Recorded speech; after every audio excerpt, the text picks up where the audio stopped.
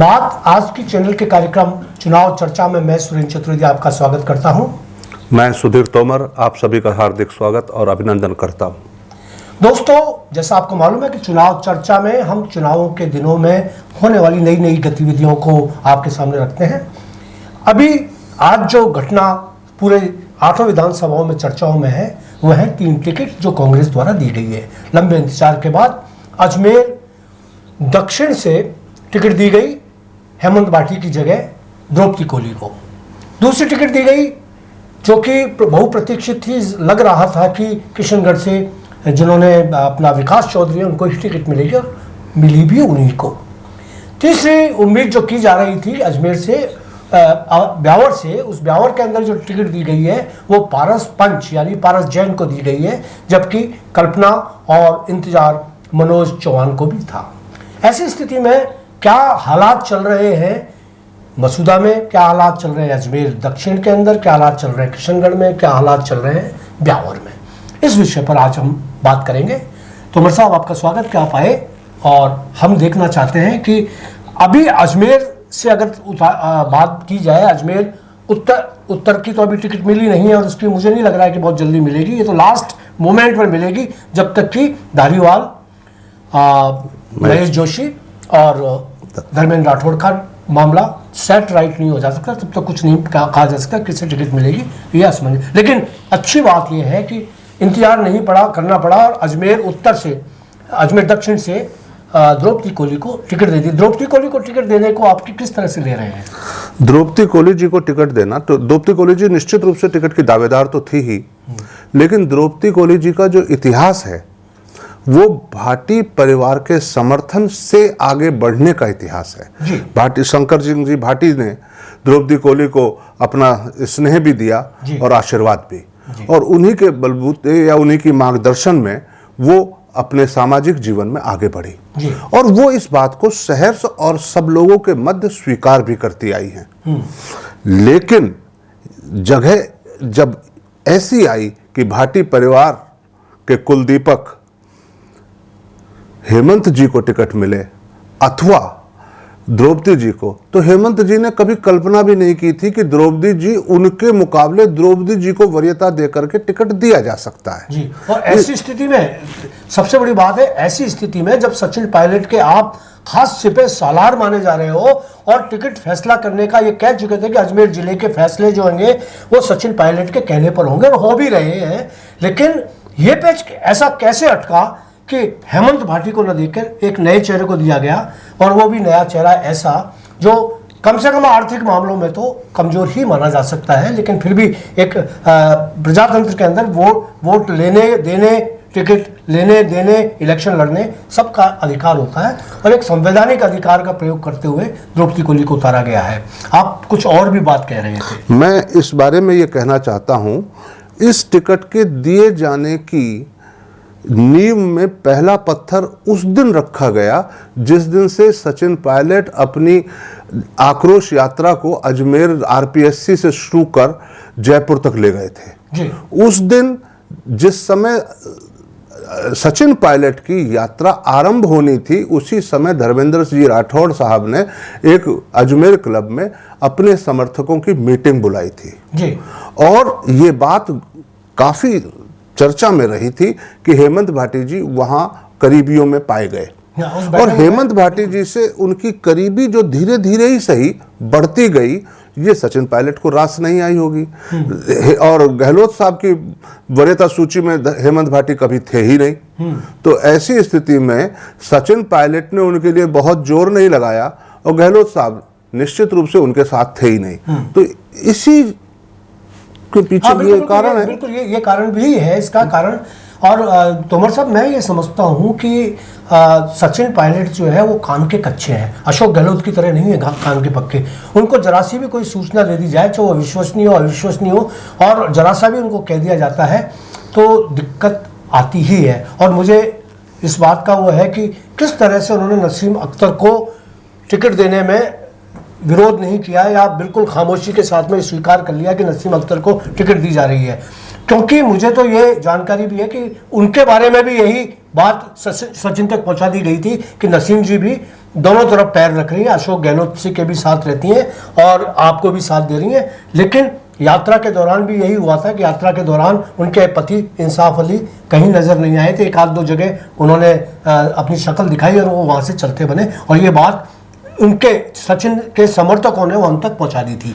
यही बात आप जो कह रहे हैं वो बिल्कुल सही सूचना है कि एक फोटो आई थी अखबारों में और बड़ी वायरल भी हुई थी सोशल मीडिया पर, जिसके अंदर उनकी बैठक के अंदर वो बैठे हुए थे। तो हेमंत भाटी का बैठना, उन तक पहुंचना, उन्होंने ये सोच लिया था पहले, और बीच में मुझे जो जानकारियां मिलती रहीं, जो सचिन के निकटवर्ती सोर्स मेरे हैं जो मेरे से बहुत खुले हुए हैं, वो हमेशा यही कहते रहे कि भाई साहब इस बार मुझे नहीं लगता कि सचिन जी जो है उनका साथ देंगे या उसको वो करेंगे।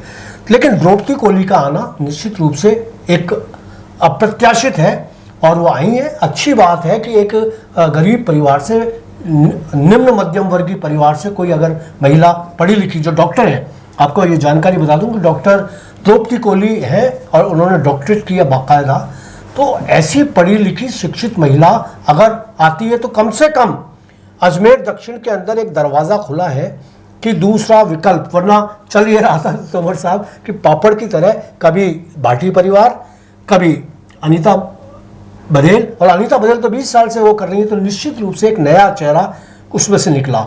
जबकि ये चेहरा इतना नया है कि बीजेपी में भी यही कहा जा रहा था कि वंदना और भी दूसरे जो वो थे, वो बहुत सारे चेहरे ऐसे थे जो आ सकते थे लेकिन नहीं आए, उन पर विश्वास किया। आप इसको किस तरह से डिफाइन करें? मैं इसको कई छोटे छोटे बिंदुओं से देखता हूं। और पहला बिंदु यह है कि द्रौपदी कोहली उन भाग्यशाली महिलाओं में से एक है जो अजमेर दक्षिण से संबंध रखती हैं, वो जो पहली कन्या थी जिन्हें शंकर सिंह जी भाटी ने उनकी मेडिकल की पढ़ाई की समस्त पुस्तकें दिलवाई थी, और वहां से एक परंपरा जो है वो बुक बैंक की एक परंपरा चल पड़ी, और जिससे अजमेर दक्षिण की अनेक बच्चियां इस परिवार के द्वारा की गई मदद से लाभान्वित हुई। शिक्षा को आगे बढ़ाने में इस परिवार का निसंदेह योगदान है, और शंकर जी को उस क्षेत्र में, और उस क्षेत्र में ही नहीं, बड़े हिस्से में इस समाज के अपने एक बड़े हस्ती के रूप में देखा जाता है। दूसरी ये कि उसी परिवार से लाभान्वित रही, उसी परिवार से प्रेरित रही उस महिला को आज उसी परिवार के हेमंत भाटी जी का टिकट काट करके स्थान दिया गया। ये ठीक है कि कुछ सुनने में थोड़ा सा अजीब लगता है, लेकिन अगर चुनावी राजनीति को हम समझें तो कांग्रेस के पास भी ऐसी स्थिति हो चुकी थी कि उन्हें राहुल गांधी की मांग पर ध्यान दिया जाना अब इच्छा नहीं, मजबूरी बन गया था। और आखिरी के चुने हुए टिकटों में, जिनमें से अधिकतर पर एकमतता इस बात को थी कि इन्हीं को दिया जाना है, चेहरा नहीं बदलना है, तो जहां चेहरा बदल सकने की कुछ संभावना थी वो इस सीट में भी ढूंढी गई, और इस सीट में संभावना ढूंढे जाने की बदौलत द्रौपदी देवी जी को एक मौका मिला। लेकिन इसका एक फर्क और भी है। मुझे ऐसा लगता है कि चुनाव निश्चित रूप से एक नव ऊर्जा और एक अनुभव के बीच में मुकाबला आसान नहीं होता। अनुभव अपने आप में एक बहुत महत्वपूर्ण चीज है जो इंसान को आगे बढ़ने में हेल्प करती है, वो अनीता बघेल जी के पास है। लेकिन द्रौपदी उस अजमेर दक्षिण क्षेत्र की उन हजारों लाखों लोगों से अपने आप को प्रतिबिंबित करती है जो उन जैसी है, उनमें से है, और एक नई हवा है। बिल्कुल तोमर साहब, बिल्कुल आप सही कह रहे हैं कि निश्चित रूप से एक चीज़ होती है, 20 साल तक कोई अगर आदमी विधायक रहता है तो 20 साल के विधायक में बहुत सारे लोगों के काम नहीं होते हैं, बहुत सारी नाराज़गियाँ होती हैं, और वो नाराज़गियाँ कभी कभी चुनावों में ही काम आती हैं और तब्दील भी होती हैं। तो कभी कभी ऐसी तब्दील हो जाती है कि एक तरफा लोग कहीं दूसरी तरफ चले जाते हैं। अभी सबसे बड़ी चुनौती है कि सबसे बड़ी चुनौती द्रौपदी के सामने ये आएगी कि हेमंत भाटी जैसा कद काठी वाला लीडर जो बहुत अच्छा अपना योगदान रखता है समाज के अंदर और हर तरह से परिपक्व भी है, हर तरह से समझदार है, विजन, तो उसके जो समर्थक हैं वो विरोध करेंगे। कल हुआ, अब आप देखिए टायर जलाए जा रहे हैं जगह जगह, चौराहों पर गवर्नमेंट कॉलेज में विरोध हो रहा है, गवर्नमेंट कॉलेज के सामने विरोध हो रहा है।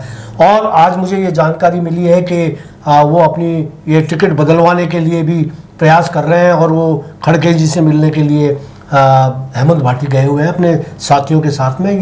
ये एक कपोल कल्पित बात है कि कोई चेंज हो जाएगा टिकट, मुझे नहीं लगता कि टिकट अब पार्टी इस मौके पर चेंज करेगी, जबकि मुझे तो लग रहा है कि जब तक वो चेंज होने की बात चलेगी जब तक तो ये अपना नॉमिनेशन भी बढ़ देंगे।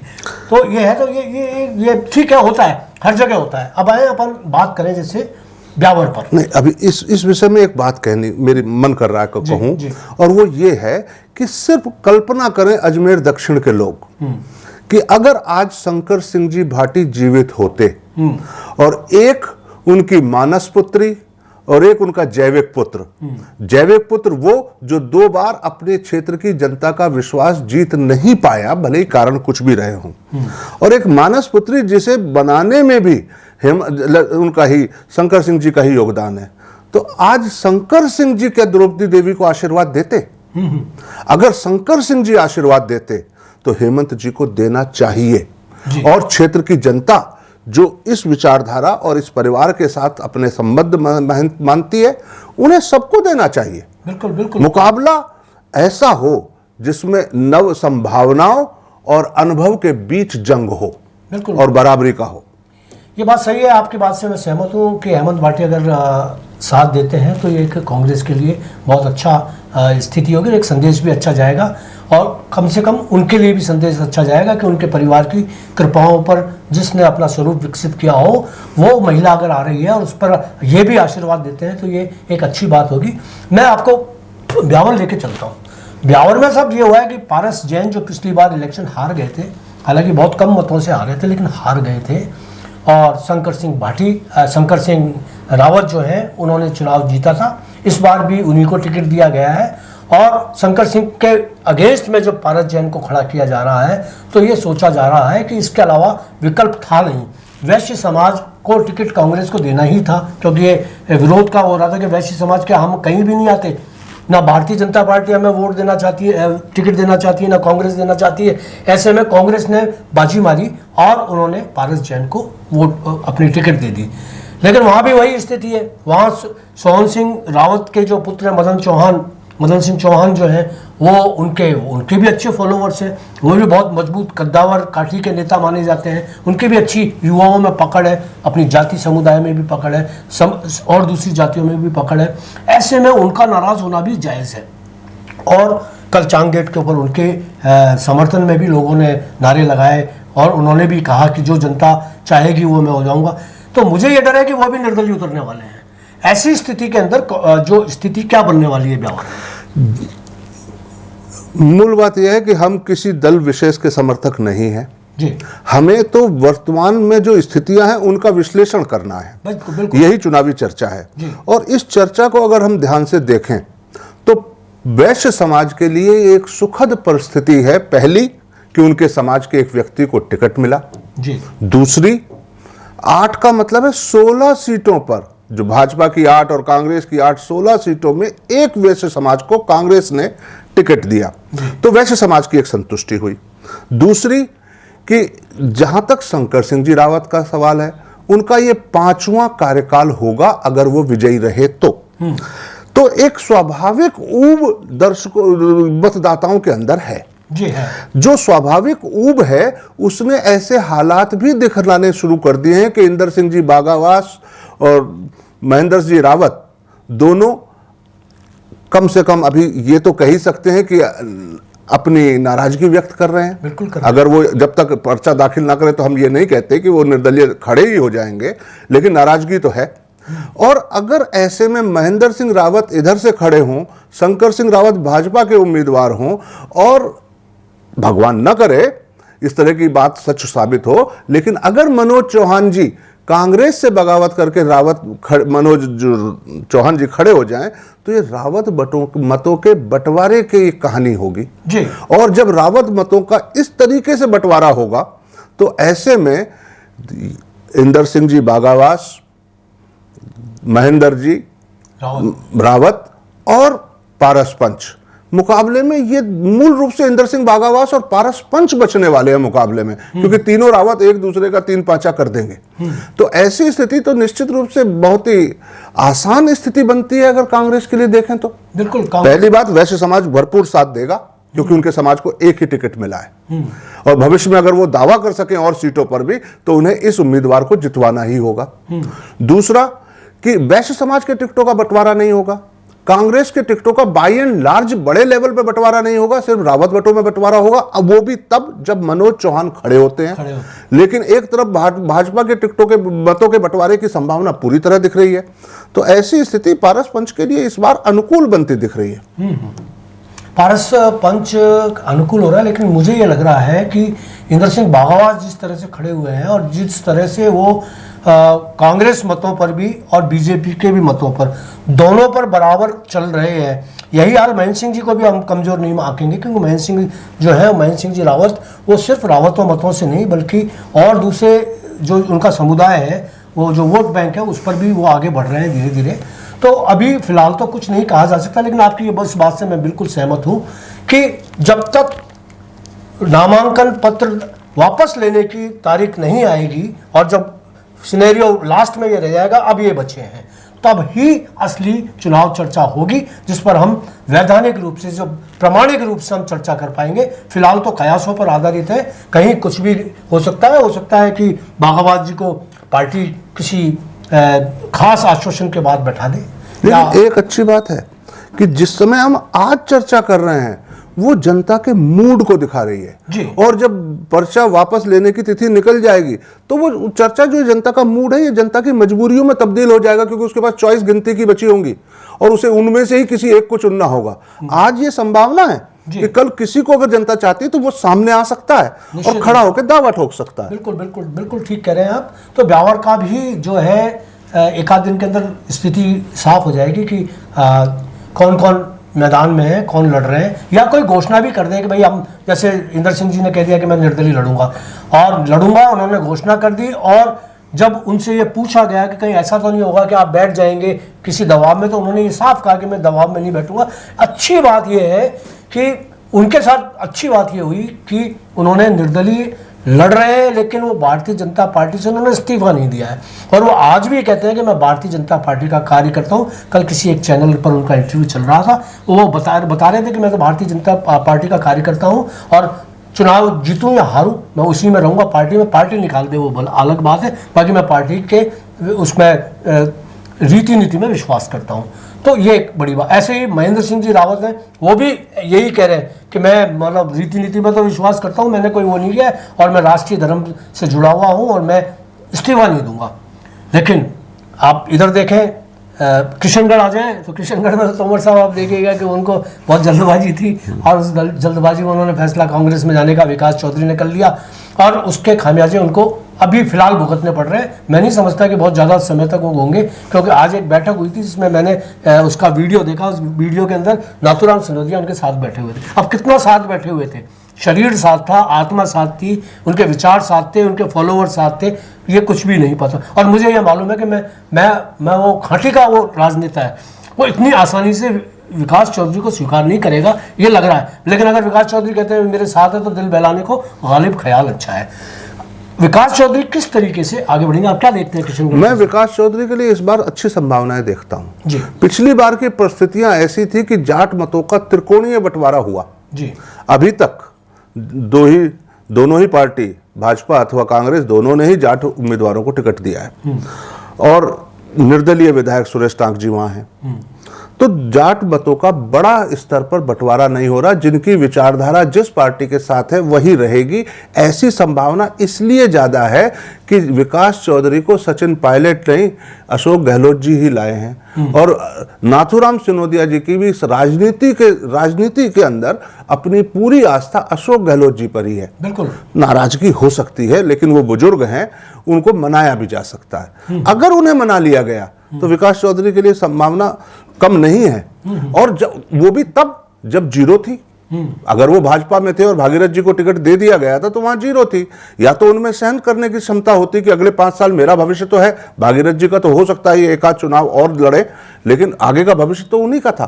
लेकिन अगर वो ये रुक नहीं पा रहे थे तो ऐसी स्थिति में निर्दलीय खड़ा होने से तो अच्छा कदम ये था जो उन्होंने उठाया है। जी बिल्कुल ठीक है, लेकिन अब ये स्थिति है कि बहुत जो लंबा अब समय रहा नहीं है।